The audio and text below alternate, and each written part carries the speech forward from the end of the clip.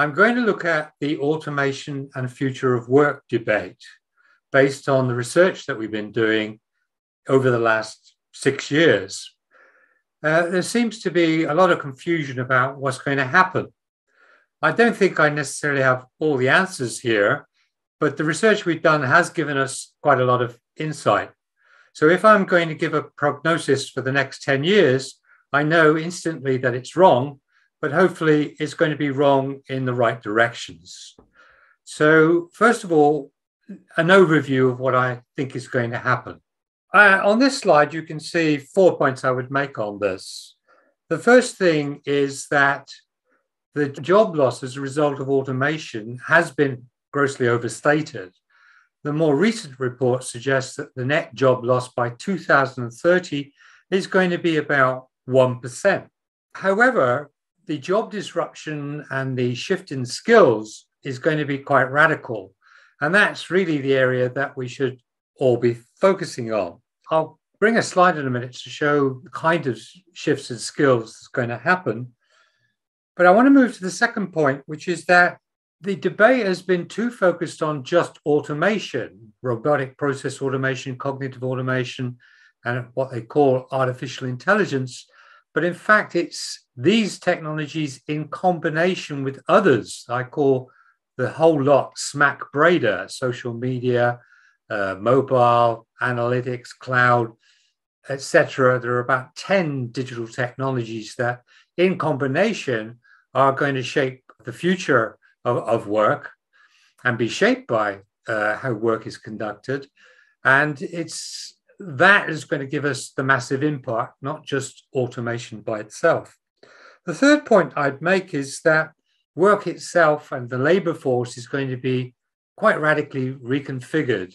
We've already seen more home and remote working, accelerated by COVID-19. We've seen a lot more digitalization. We've seen from April this year, we've seen what has been called the Great Resignation, people giving up work and seemingly voluntarily and not necessarily returning to work. Be interesting to see how that pans out. We've seen the rise of a lot of ghost work that's related to delivering technologies, backing up artificial intelligence and machine learning, not necessarily very skilled work, very often very de-skilled work. And we have seen a move, which I'll talk about in a minute, towards much more flexible labor models, which I think were going to be a major focus in the next 10 years. I think the other thing to say is that the sources of work in the future are not just from the application of technologies. There is going to be job growth as a result of applying these technologies, as well as job loss, but there are many other sources of job growth, which include climate change impacts, renewable energy, healthcare developments, the marketization of non-wage work, developments in infrastructure and construction, and one I think I've contributed to understanding, which is the almost organic growth in work that comes from the exponential data explosion, the growth of audit, regulation, and bureaucracy, which across the developed economies might be as much as 10% growth per annum. If that is the case, then just to deal with that growth, it may well be that automation and the application of technology becomes a coping mechanism rather than a job displacing mechanism. Let me move on to the issue of skill shift. When you look at the next slide, you'll see that the general pattern of skills is the movement from the left-hand side to the right-hand side of this diagram. However, I think this is going to be quite a variable shift and be different in different occupations and different sectors and even different countries, depending upon the labor inheritance of those areas, sectors, countries, occupations. But I don't think there's going to be an end to low skills demands. What is more likely is that the current low-skill global workforce is about 44% of the total workforce. That will move down to about 32% of the total global workforce by 2030. One interesting dynamic which people neglect to focus on is that if these skills do not develop at an accelerated speed, then it may well be that this slows up the development of the technologies themselves, i.e., it's not just technology shaping work here, it's also the skill availability and the labor legacy and the work shape legacy is shaping the extent to which these technologies can actually be deployed. I think the other thing that needs to be commented on is, however, is that the skills I've got on the right-hand side of the diagram are not inviolate. They're not impregnable.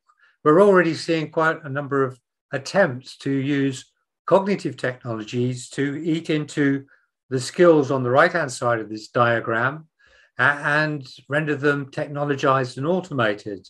And we should not underestimate the fact that that's going to happen, though there are limits to how far it can happen and on the prowess of the technologies being utilized. The next slide I would like to address is about home working and the bigger phenomenon of remote working, of which home working is part. I've drawn this 2x2 to show what the major factors are that will shape the degree to which remote working will be a major factor in how work is accomplished in the future. I think it's been largely exaggerated by the COVID-19 experience. Certainly, that has accelerated home working and remote working. But if you look at this diagram, I think what is true is that home working as a phenomenon, which we've looked at over the last 10 years and during COVID-19, does produce net productivity. And that will ultimately be the major factor that determines the degree to which home working will occur in the future. But there are social factors that could inhibit that development or support that development. So I expect home working as a phenomenon will be spread across these 2x2 matrix, with the critical mass being somewhere between the top left and the top right, a sort of hybrid position.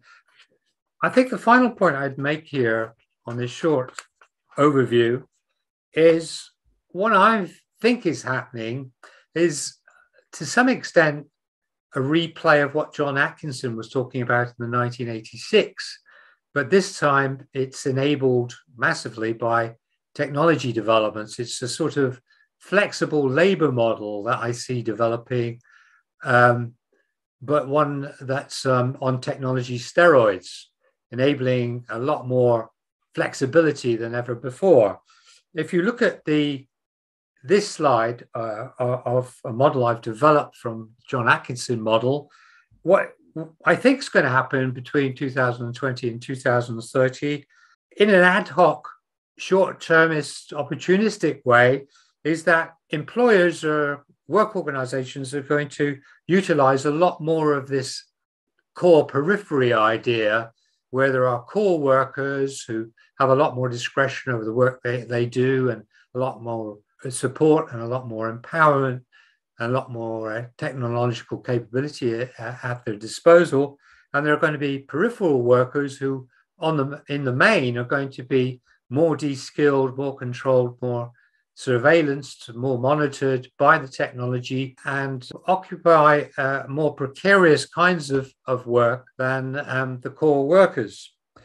But I think I would make a number of comments on the development of this model. It does offer management numerical, functional, skill, time flexibilities, which is something that they always wanted from workforces, and one thing that they seek by automating work, in fact. And we should not underplay the extent to which many of the people in this model at present might well be automated, and that includes some of the quite skilled workers and even some of the core workers. The next point I would make is that one should point to, yet again, the dual effects of technology, and they do operate in this model. So, for example, when you look at workers that are highly skilled, they may well be seemingly in the peripheral model, but the development of the open talent economy has platforms hiring people as subcontractors or self-employed people, people who are highly skilled and may well be quite vital to the firm, and yet because of technology can actually almost be core peripheral workers, as it were. Another effect of those platforms is to have a lot of de-skilled workers and being able to bring those in on a global basis so that they can work as ghost workers on micro work. And there might be as many already as 20 million of those workers, typically getting an average of $2 an hour for the kind of work they do. They are sort of partially employed and partially unemployed. 37% of them, we think, are actually working 7 days a week in this kind of employment. And they will be very closely monitored, subject of a lot of surveillance. And you can see that the technology can play both ways in the labor force, both supporting highly skilled people, very de-skilled people, but monitoring and surveillancing them all in much more detail, probably. And all these things are, of course, a matter of management judgment. And management has an interesting set of dilemmas with this kind of model. I'll just put